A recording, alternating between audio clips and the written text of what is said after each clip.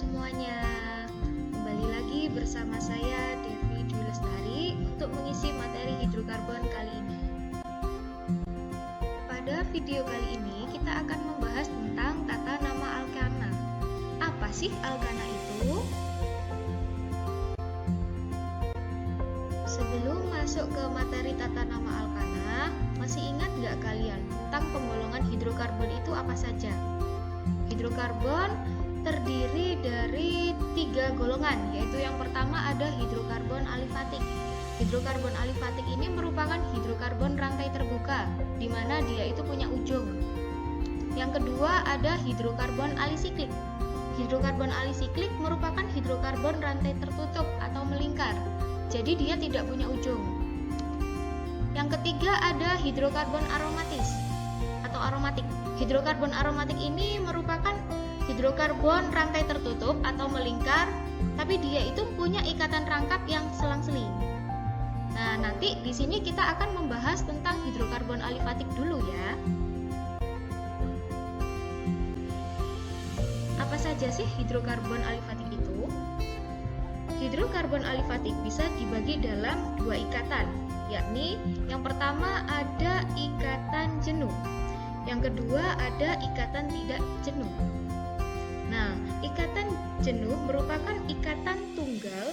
Nah, contoh senyawanya adalah golongan senyawa alkana.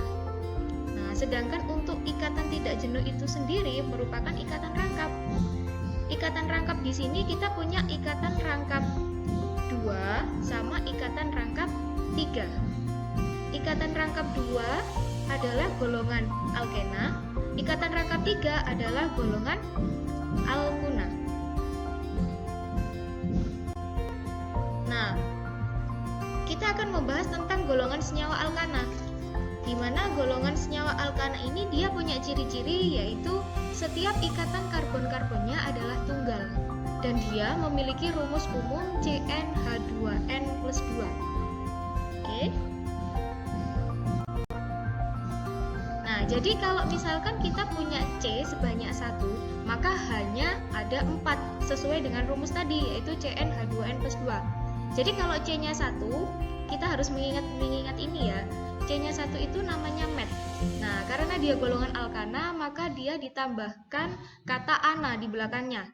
Jadi met ditambah ana jadinya metana. Kalau C-nya 2, maka namanya et. Nah, karena dia golongan alkana, maka etana. C-nya 3 itu prop.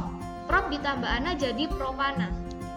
C4H10, maka kalau C4 adalah but, jadi ditambah ana butana. C5H12, maka C-nya 5 itu adalah pentana. Dari kata pen, pentagon. Kalau C6 maka dari heksagon, maka yang diambil adalah kata heksnya. Heks ditambah ana jadi heksana. Kalau C7 dari heptagon, nah kita ambil hepnya ditambah ana jadi heptana. Kalau C8H18 itu dari kata oktav gitu ya. Jadi kalau C8 oktavnya ditambah ana jadi ok ditambah ana jadi oktana. Kalau C9 itu ada non ditambah ana jadi nonana. Kalau C-nya 10 hanya 22, maka namanya dek ditambah ana jadi dekana. Jadi semua senyawa alkana ini, jadi dari C1 sampai C10 wajib dihafal ya. Nah, ini berguna banget untuk kalian bisa menentukan tata nama dari senyawa alkana itu sendiri. Nah, ini saya punya salah satu contoh senyawa alkana di mana jumlah C-nya ada 5. Oh, ternyata namanya adalah N-pentana. Kemudian saya punya satu senyawa lagi. Nah, ini adalah salah satu contoh senyawanya. Oh, ternyata nama dari senyawa ini adalah 2,2,3 trimetilheksana. Terus saya punya contoh senyawa lagi, ini. Oh, ternyata nama dari senyawa ini adalah 3-metilpentana. Kok bisa sih dari ketiga senyawa ini namanya berbeda-beda? Apakah ada aturannya untuk penentuan tata nama dari alkana? Kita punya aturan tata nama alkana. Nah, ini ada aturan-aturan tata nama alkana. Yang pertama adalah kita mencari rantai induk atau rantai utama. utama. Apa sih rantai induk itu? Rantai induk itu merupakan rantai terpanjang yang dilalui oleh banyak cabang. Yang kedua, kita harus mencari rantai cabang. Rantai cabang ini disebut dengan alkil. Nah, untuk model-model cabang dari alkil, kita lihat model cabang atau alkil, dimana kalau cabangnya C-nya 1 itu namanya metil, C-nya 2 itu etil, C-nya 3 itu propil. Kalau C-nya 3 tapi bentuknya bengkok itu namanya isopropil. Terus kalau C-nya 4 itu cabangnya namanya butil. Kalau C-nya 4 tapi bengkok, di mana C yang diikat oleh rantai induknya ini mengikat 2 C lain, itu disebut dengan sekunder butil. Nah, kalau C-nya 4 tetapi C yang terikat oleh rantai induknya hanya mengikat satu atom C lain gitu maksudnya, itu namanya isobutil. Sedangkan untuk rantai cabang atau cabang yang C-nya jumlahnya 4 tapi yang mengikat rantai induk itu mengikat 3 atom C lain, itu disebut dengan tersier butil. Jadi saya harapkan di sini kalian menghafalkan model-model cabang atau nama alkil-alkil ini ya. Kita lanjutkan aturan yang ketiga, yaitu penomoran utama dekat dengan cabang. Jadi nanti kalau kita sudah menentukan rantai induk, kita harus menentukan nomor ujung atau nomor pertama. Nah, nomor pertama atau penomoran utama itu yang dekat dengan cabang. Yang keempat, jika cabangnya lebih dari 1 dan cabangnya sama, itu wajib diberi awalan. Nah, awalannya seperti apa? Jika cabang yang sama itu lebih dari 1, berarti kan 2 ya. Jadi kalau cabang yang sama jumlahnya 2, itu kita beri awalan di. Kalau 3 itu tri, kalau 4 itu tetra, kalau 5 itu penta, kalau 6 itu heksa, kalau 7 itu hepta, kalau 8 itu okta, kalau 9 itu nona, kalau 10 itu deka. Lanjut ke aturan yang kelima. Jika cabangnya beda, maka aturan alfabet yang didahulukan. Jadi misalkan cabangnya itu ada metil sama etil. Jadi metil awalannya kan M, etil itu awalannya E. Jadi untuk kata namanya yang didahulukan adalah nama etilnya yang terlebih dahulu. Jadi kita menggunakan aturan alfabet yang didahulukan. Nah, untuk urutan penulisan namanya yaitu, nah diingat-ingat ya untuk urutannya. Yang pertama kita menuliskan nomor cabang terlebih dahulu. Kemudian yang kedua adalah nama dari cabang tersebut. Yang ketiga adalah nama rantai utamanya. Nah, jadi ketiga urutan penulisan nama ini wajib diingat ya. Tentu kalian bingung, maksudnya gimana sih? Kok cuma ada tata namanya aja, contohnya nggak ada? Gak usah khawatir, untuk lebih jelasnya simak penjelasan berikut ini ya. Halo semuanya, yuk kita belajar untuk memberi tata nama dari senyawa alkana ini. Saya punya senyawa alkana seperti ini. Oke, nah kita nggak tahu namanya apa.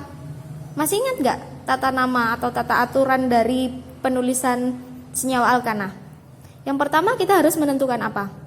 Oke, kita menentukan rantai induk ya. Rantai induk adalah rantai yang paling panjang. Nah, jadi kita harus menentukan rantai paling panjangnya yang mana.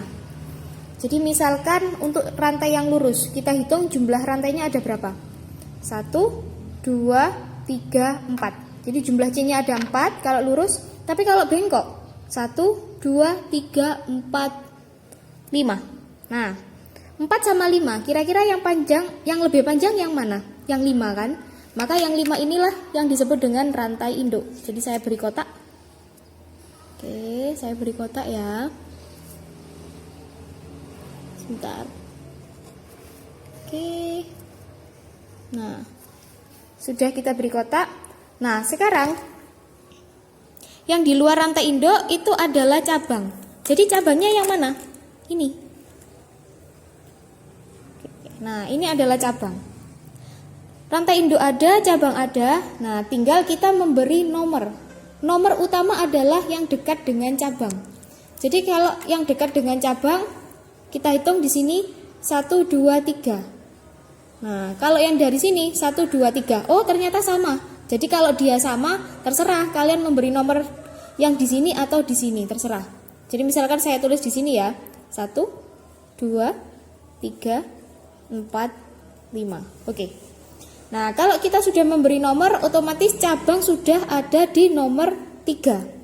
Nah, nomor cabang sudah ada, rantai induk sudah ada, cabang sudah ada, maka kita tinggal memberi nama. Jadi namanya apa struktur ini?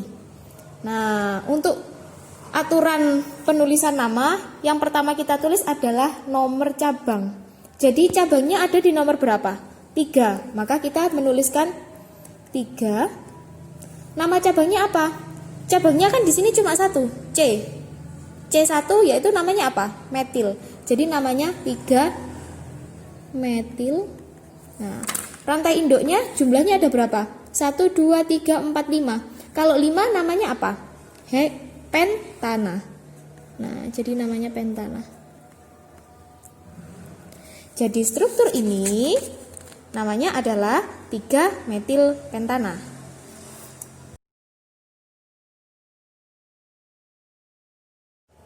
Saya punya struktur seperti ini. Nah, jadi kita di sini disuruh menuliskan nama alkana ini. Jadi yang pertama kita lakukan adalah menentukan rantai induk, rantai yang paling panjang. Jadi rantai yang paling panjang kita hitung dari yang lurus dulu ya. 1, 2, 3, 4, 5, 6. Kalau yang bengkok 1, 2, 3, 4, 5, 6. Sama saja. Jadi kita buat yang lurus dulu ya. Jadi yang lurus ini merupakan rantai induk.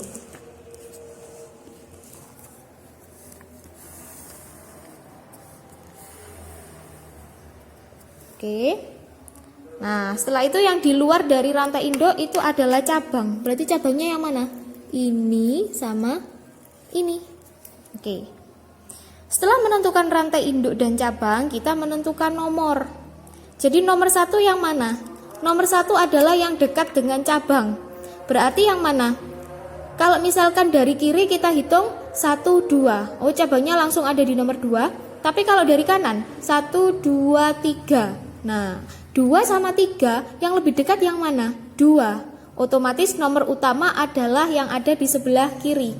Jadi saya tulis di sini nomor 1, nomor 2, nomor 3, nomor 4, nomor 5 sama nomor 6. Oke.